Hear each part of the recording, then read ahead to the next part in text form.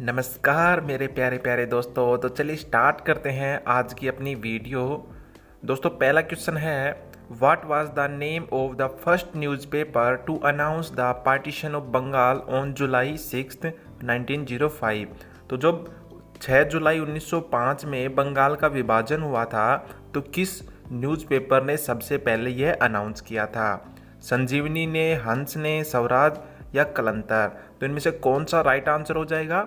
ये सारे न्यूज़पेपर्स के नाम हैं, तो इसका राइट आंसर हो जाएगा ऑप्शन नंबर 1 संजीवनी। जी हाँ दोस्तों, सबसे पहले इसी ने बताया था न्यूज़पेपर ने कि बंगाल का विभाजन हो गया है। बात करें, ये एक बंगाली न्यूज़पेपर था। इसको स्टार्ट किसने किया था? के मित्रा जी ने। जब बंगाल का विभाजन हुआ उस समय वायसराय कौन थे? लॉर्ड कर्जन जी थे। और साथ ही आपको बता दूं भैया, बंगाल विभाजन को हम बंग बंग के नाम से भी जानते हैं। यह आपको कह सकता है कि बंग बंग आंदोलन कब शुरू हुआ था? तो कब हुआ था? 1905 में हुआ था। नेक्स्ट की बात करें, who among the following was the founder of Paris Indian society? तो निम्नलिखित में से कौन पेरिस इंडियन सोसाइटी के संस्थापक थे? ऑप्शन 1 है बीकाजी कामा, लाला हरदयाल, महात्मा गांधी या तारकनाथ? तो इसका राइट आंसर हो जाएगा ऑप्शन नंबर 1 बीकाजी कामा जी। फ्रांस में इसकी स्थापना हुई थी 1905 में और ये एक शाखा या ब्रांच है किसकी? इंडियन होम रूल सोसाइटी की। अब दोस्तों मैं आपको बताता हूँ जो हाल फिलहाल में क्वेश्चन आ रहे हैं इससे संबंधित कैसे आ रहे हैं। अभी जो फिलहाल दिल्ली पुलिस के एग्जाम चल रहे हैं उसमें पूछा गया था कि जो गांधी जी हैं उनकी 150वीं जयंती कौन सी साल में मनाई गई थी। अब आपसे उल्टा घुमाकर क्वेश्चन पूछ रहा है। अब आपको ऑप्शन दे रखे थे 2019, 20, 21 या 22। तो ज़्यादातर लोग 2021 टिक करेंगे क्योंकि सबको याद नहीं रहता है। तो आपको बता दूं जो इनकी 150वीं जयंती थी वो मनाई गई थी 2019 में। अब आप भूल जाइए कि कब मनाई गई थी। आपको एक चीज़ याद रखनी है, इनका जन्म। फिर चाहे आपसे कुछ भी पूछ ले आप बता सकते हैं। तो इनका जन्म हुआ था 2 अक्टूबर 1869 में। इससे संबंधित आप सारे क्वेश्चन कंप्लीट कर सकते हैं। बात हो रही है फ्रांस की, तो इसकी कैपिटल पेरिस है जो कि लार्जेस्ट सिटी है। यहाँ के प्रेसिडेंट हैं इमैनुअल मैक्रोन और यहाँ की पीएम कौन है? एलिजाबेथ बोर्ने हैं। नेक्स्ट क्वेश्चन की बात करें, Mansarovar lake is situated in? तो जो मानसरोवर झील है कहाँ पर स्थित है? नेपाल में, इंडिया में, भूटान या तिब्बत? तो इसका राइट आंसर हो जाएगा कौन सा? जो लोग इंडिया पिक कर रहे हैं गलत है, आपको बता दूं यह है तिब्बत में। जी हाँ दोस्तों, जो कि चाइना का एक पार्ट है। अब सारे कैपिटल्स याद कर लो इन सभी देशों की। बात करें नेपाल की तो काठमांडू यहाँ की कैपिटल है। यहाँ के जो पीएम हैं शेर बहादुर देउबा जी हैं। अब इम्पोर्टेंट क्वेश्चन यहाँ से बनता है कि यह कौन से नंबर के पीएम हैं? तो 32वें नंबर के पीएम हैं। अभी हाल ही फिलहाल में ऐसे क्वेश्चन पूछे जा रहे हैं। नरेंद्र मोदी आप सभी जानते हैं इंडिया की पीएम है। इंडिया की कैपिटल न्यू दिल्ली है। अच्छा ये बताइए 1912 में न्यू दिल्ली बन गई थी, उससे पहले कौन सी कैपिटल थी इंडिया की? तो नरेंद्र मोदी कौन से नंबर के हैं? 14th नंबर के हैं। भूटान की बात करें, थिम्पू इसकी कैपिटल है और लोटे टिसेरिंग यहाँ के पीएम हैं। भूटान के काफ़ी निकनेम भी हैं जो कि डायरेक्ट एग्जाम में आते हैं। इसको हम ड्रुक यल भी बोलते हैं और साथ ही साथ लैंड ऑफ थंडर ड्रैगन भी बोलते हैं। क्वेश्चन नंबर 4 है, which of the following article of constitution of India deal with the uniform civil code? तो ऐसा कौन सा अनुच्छेद है जो कि समान नागरिक संहिता से संबंधित है? आर्टिकल 43, आर्टिकल 45, आर्टिकल 44 या आर्टिकल 40? तो राइट आंसर कौन सा हो जाएगा? समान नागरिक संहिता संबंधित कौन सा आर्टिकल है? आर्टिकल 44। जी हाँ दोस्तों, इससे संबंधित एक फुल फॉर्म पूछी गई है, आप याद रखिएगा। यूसीसी की फुल फॉर्म क्या होती है? Uniform civil code. आर्टिकल 45 क्या है?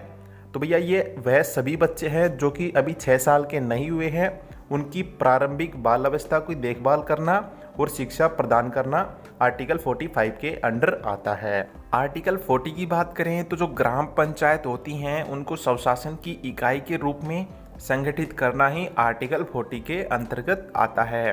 नेक्स्ट क्वेश्चन नंबर 5 है, हुज फॉलोवर आर कॉल्ड तन्ना भगत? तो तन्ना भगत किसके अनुयायी कहलाते थे या कहलाते हैं? जात्रा ओरन के, भूषण सिंह के, बिरसा मुंडा जी के या अरिजीत सिंह के? तो किसके अनुयायी कहलाते हैं तन्ना भगत? तो इसका राइट आंसर हो जाएगा, डायरेक्ट क्वेश्चन आएगा भैया आपके एग्जाम में, तो इसका राइट आंसर हो जाएगा ऑप्शन नंबर 1 जात्रा ओरन जी के। क्वेश्चन नंबर 6 है, वेयर इज सुरकेश्वर टेम्पल लोकेटेड? तो जो शुक्रेश्वर मंदिर है कहाँ पर स्थित है? मणिपुर में, असम में, उत्तराखंड या तमिलनाडु? तो जिसको पता होगा उसका राइट हो जाएगा, जिसको गलत होगा उसके नंबर कट जाएंगे। तो इसका राइट आंसर हो जाएगा ऑप्शन नंबर बी, असम। जी हाँ दोस्तों, असम राज्य में स्थित है। किस भगवान का मंदिर है? शिव जी का मंदिर है। किस नदी के किनारे है? ब्रह्मपुत्रा नदी के किनारे है। और इसका निर्माण करवाया था 1744 में अयोम राजा प्रमत्व सिंहा जी ने। बात करें असम राज्य की कैपिटल की तो दिसपुर है। टोटल यहाँ पे 35 डिस्ट्रिक्ट हैं। असम राज्य कब बना था? 26 जनवरी 1950 को बना था। यहाँ के राज्यपाल हैं जगदीश मुखी जी हैं। इम्पोर्टेंट यहाँ से ये बनता है कि भैया कौन से नंबर के हैं, तो 28वें नंबर के हैं। साथ ही साथ सीएम पूछे हिमंता बिस्वा शर्मा जी हैं जो कि 15वें नंबर के हैं। High court Guwahati high court के अंडर आता है। क्वेश्चन नंबर 7 है, साइंस का क्वेश्चन है।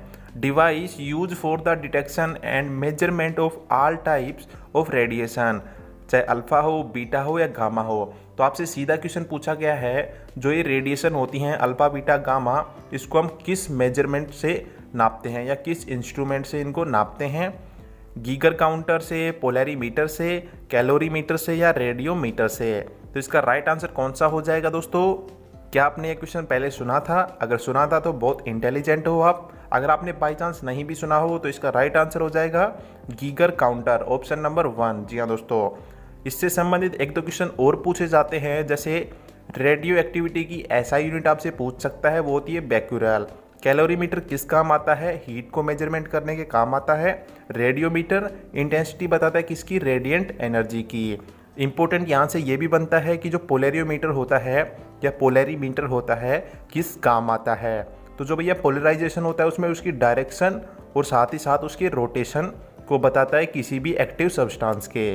दोस्तों आपको कंप्लीट वीडियो वॉच करनी है क्योंकि सारे इंपॉर्टेंट क्वेश्चन है, कोई नहीं बता सकता कौन सा आपके एग्जाम में आ जाए। क्वेश्चन नंबर 8 है, in BRICS which country is denoted by B. तो जो ब्रिक्स संगठन है इसमें बी का मतलब क्या होता है, आपसे सीधा पूछा गया है।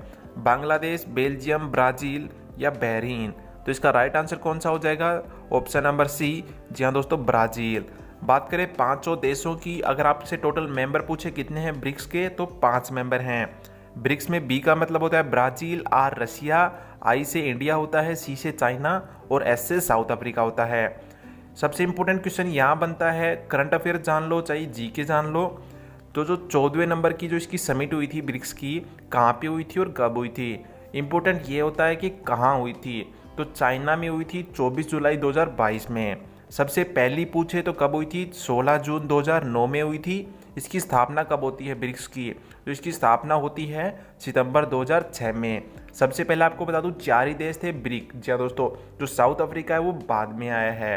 क्वेश्चन नंबर 9 है, who decides the repo rate in India. तो जो भारत में रेपो रेट होता है तो वो उसको निर्धारित कौन करता है? सबसे पहले आप जानिए कि रेपो रेट क्या होता है। तो दोस्तों जो हमें बैंक ब्याज पर रुपए देता है ना, वो किस रेट पर है ये कौन डिसाइड करता है? Government of India, ministry of finance, Reserve Bank of India या निर्मला सीतारमन? इसका राइट आंसर हो जाएगा option number C, Reserve Bank of India. जी हाँ दोस्तों, जब बात हो रिपो रेट की या रिवर्स रिपो रेट की, तो रिजर्व बैंक डिसाइड करता है। इसकी एक कमेटी है दोस्तों, कौन सी? मॉनेटरी पॉलिसी कमेटी, ये डिसाइड करती है। शॉर्ट फॉर्म भी आपसे पूछ सकता है एमपीसी की। इससे बात करें भैया रिवर्स रिपो रेट क्या होता है, अब आपके मन में ख्याल आ रहा होगा तो बता दें। जब आप बैंक में रुपए जमा कराते हो तो आपको बैंक ब्याज देता है, तो वो ब्याज क्या कहलाता है? Reverse repo rate. आपको इंपॉर्टेंट लाइन बताता हूँ, डायरेक्ट एग्जाम में आई हुई है। जो रेपो रेट होता है वो हमेशा बिगर या हाइयर होता है, किससे? रिवर्स रेपो रेट से। जी हाँ दोस्तों, आरबीआई की स्थापना होती है 1935 1 अप्रैल में। हेडक्वार्टर सभी जानते हैं मुंबई में है। गवर्नर कौन है? शक्तिकांत दास जी हैं। कौन से नंबर के हैं? 25वें नंबर के हैं। क्वेश्चन नंबर 10 है, आज के दिन का last question. Human nails are made of. जो हमारे नाखून होते हैं वो किससे बने होते हैं? पिगमेंट से, इलास्टिन से, एल्यूमिन से या कैराटीन से? तो इसका राइट आंसर कौन सा हो जाएगा दोस्तों? ऑप्शन नंबर डी, कैराटीन से।